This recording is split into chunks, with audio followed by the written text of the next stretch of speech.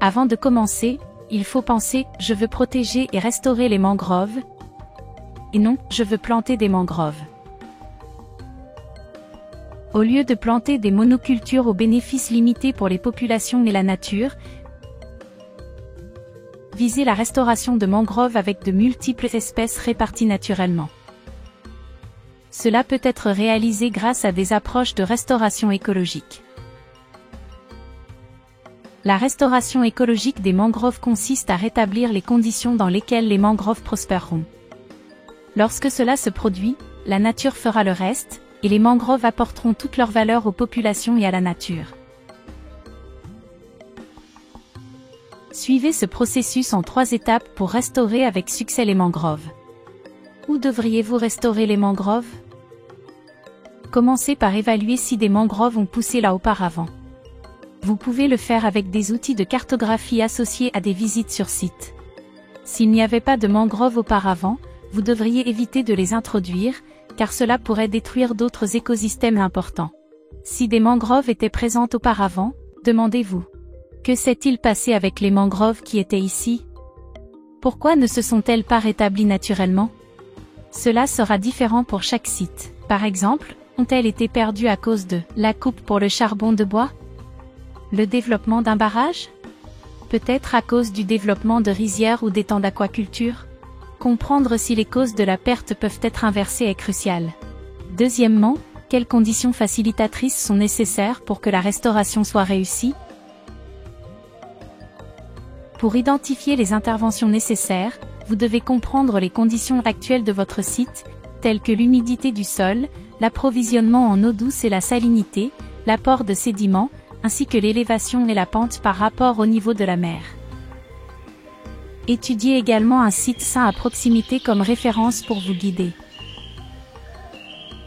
Parallèlement, vous devriez enquêter sur les facteurs sociaux qui entravent la régénération des mangroves, y compris la tenure foncière et les usages des terres.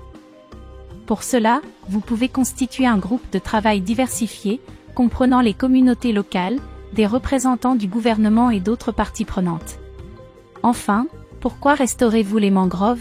La prochaine étape consiste à définir des objectifs de restauration clairs, en collaboration avec vos parties prenantes, afin de déterminer où et comment créer les conditions appropriées pour la restauration des mangroves.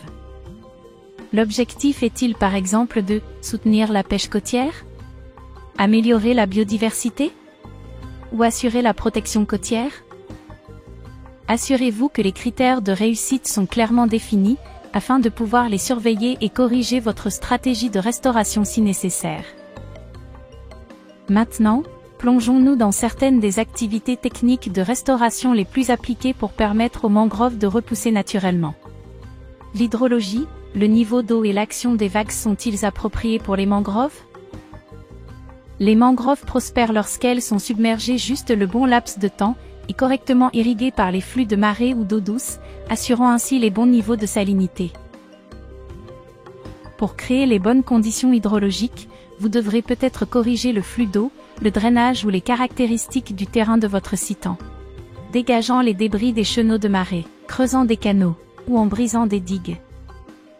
De plus, observez si les graines de mangroves provenant des mangroves matures à proximité sont naturellement transportées vers votre site. Si ce n'est pas le cas, vous devrez peut-être creuser des canaux vers votre site de restauration pour faciliter ce processus. Si cela ne fonctionne pas, vous pouvez envisager un enrichissement par plantation pour aider le processus de régénération naturelle. Les taux de sédimentation sont-ils appropriés pour la croissance des mangroves? La plupart des mangroves dépendent de l'apport de sédiments frais provenant des rivières et de l'action des marées. Si ce processus est perturbé, par exemple par le développement côtier, les mangroves peuvent mourir. De plus, avec des sédiments insuffisants, les mangroves ne peuvent pas suivre le rythme de l'élévation du niveau de la mer et risquent de se noyer. Des structures perméables placées devant le littoral sont un exemple de mesure pour piéger les sédiments. Ces structures créent également des conditions calmes avec une faible énergie des vagues et des courants lents. Dans de telles conditions, les semis peuvent s'enraciner, se développer bien et de manière durable. Enfin, existe-t-il d'autres menaces pour la croissance des mangroves?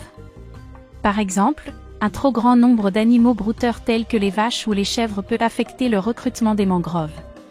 Ces menaces peuvent être assez facilement prévenues avec des mesures appropriées. Vous pouvez mettre en œuvre ces activités de restauration avec des experts et avec les communautés.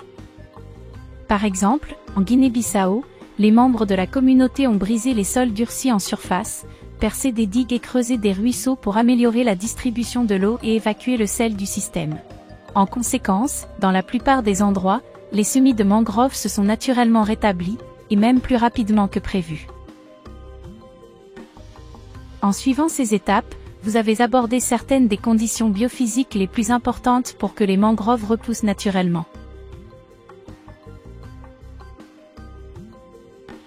Dans la prochaine vidéo, nous montrerons comment s'assurer que les mangroves seront maintenues à long terme. Ces aspects doivent être pris en compte dans les plans de restauration et seront abordés dans la prochaine vidéo, maintenir les mangroves.